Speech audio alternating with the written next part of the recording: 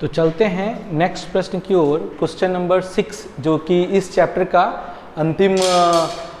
प्रश्न है। ठीक है, क्वेश्चन नंबर 6, इसमें चित्र नहीं दिया गया, लेकिन आप लोग ध्यान से देखिए और समझिए, है ना।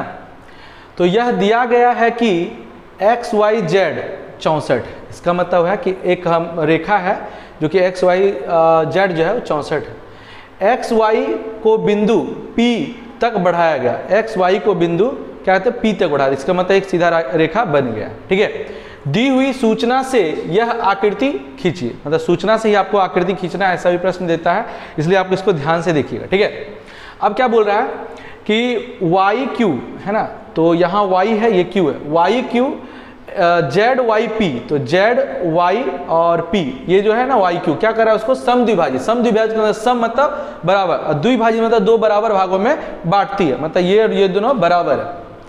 एक्स वाई क्यू है ना, तो निकालना क्या है, तो देखिए एक्स है, वाई है और क्यू है, मतलब पहला जो आपको क्वेश्चन मिल गया है वह क्या निकालने के लिए ध्यान से देखिए, यहाँ से लेकर यहाँ तक का एंगल है ना। पहला प्रश्न बोला इसका मान बताइए, इसका मतलब एक 64 है, अगर ये निकल जाए तो दोनों का जोड़ दिया जाए तो बात बराबर, मतलब आंसर आ जाएगा। नेक्स्ट,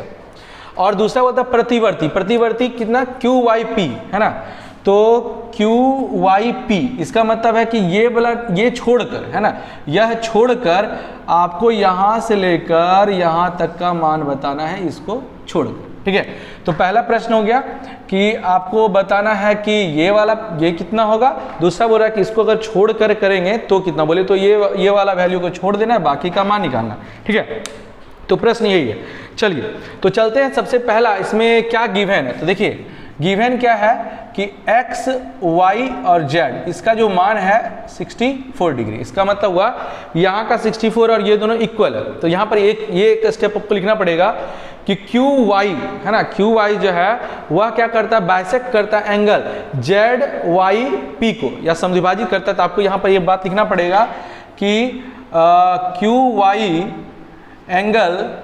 जेड वाई पी है ना, जेड वाई पी को सम द्विभाजित करती है। ठीक है, ये ध्यान रखिएगा कि क्या कर रहा है, उसको समद्विभाजित मतलब दो बराबर भागों में बांट रहा है। इसका मतलब है कि जेड वाई क्यू और क्यू वाई पी जो है वह इक्वल है, तो यहाँ पर ये भी लिख देते हैं कि जेड वाई क्यू बराबर क्यू वाई पी, ये दोनों इक्वल है ना, ये दोनों इक्वल, अगर जो इसका मान मानेंगे वही ये भी हो जाएगा, तब मान लेते हैं इज इक्वल टू एक्स माना। ठीक है, ये दोनों का एक्स मान लेते हैं। अब आपको चलते हैं रेखा एक्स वाई पी पर, आपको बताते हैं रेखा एक्स वाई पी पर ये मान और ये मान सभी को जोड़ने पर कितना होता है 180 डिग्री, तो यहाँ पर लिख देते हैं रेखा x Y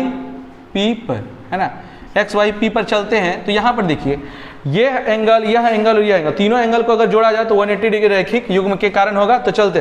x Y Z, यहाँ पर लिखेंगे X Y Z plus Z Y Q, Z Y Q plus Q Y P, Q Y P, सभी का मान कितना होगा 180 डिग्री। रीजन क्या है, तो आप ये भी लिख दीजिएगा रैखिक युग्म। ठीक है, रैखिक युग्म लिख दीजिएगा। नेक्स्ट आते हैं, तो यहाँ का वैल्यू कितना दिया होता 64, यह वैल्यू x, यह वैल्यू x है ना, यह x दिया हुआ, और यहाँ चलते हैं 180 डिग्री। ठीक है, तो यह दोनों हो गया क्या, तो 64 plus 2x is equal to 180 degree, तो ये 64 वो साइड जाकर घट जाएगा है ना, तो 180 में से 64 को हम घटा देते हैं, तो 2x बराबर हो गया 10 में से 4 जाएगा तो 6 है ना, और 7 में से 6 जाएगा तो 1, और ये हो गया 16, 116। तो x की बात करें तो 116 और 2 से डिवाइड हो जाएगा तो 5, और ये हो जाएगा 858। ठीक है, तो यहाँ पर जो निकल गया है x का मान 58 है ना, x का मान हो गया 58। ठीक है, इसका मतलब हुआ कि यह वैल्यू और यह वैल्यू दोनों 58, तो यहाँ पर लिखेंगे अतः है ना, अतः जो है सॉरी इसको लिखिए यहाँ पर एंगल है ना, angle Z Y Q Z Y Q is equal to Q Y P, Q Y P,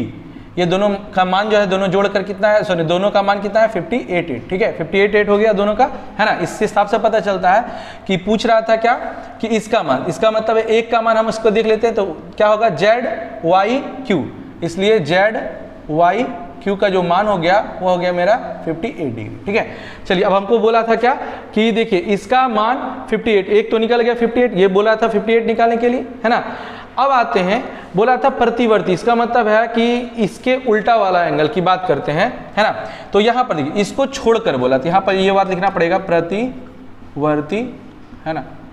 इसको कहते हैं रिफ्लेक्स एंगल, प्रतिवर्ती कोण। प्रतिवर्ती कोण किसका, तो प्रतिवर्ती कोण किसका, तो बोल रहा था कि ये Q है ना, क्वेश्चन क्या है क्यू वाई पी, है ना, तो क्यू वाई और पी मतलब ये प्रतिवर्ती है, तो यहाँ लिखेंगे क्यू वाई पी, तो क्यू वाई पी निकालना है तो यहाँ लिख देंगे Q Y P is equal to 360 में से, 360 में से अगर ये 58 को हम घटा देते, क्योंकि यही तो घटाना पड़ेगा ना, तो हो जाएगा 302 डिग्री, है ना। तो देखिए यहाँ पर अतः एंगल, तो पहला इसका आंसर बता था तो जेड वाई क्यू, तो जेड वाई क्यू का मान कितना निकाल लिए थे 58 डिग्री, तथा एंगल क्यू वाई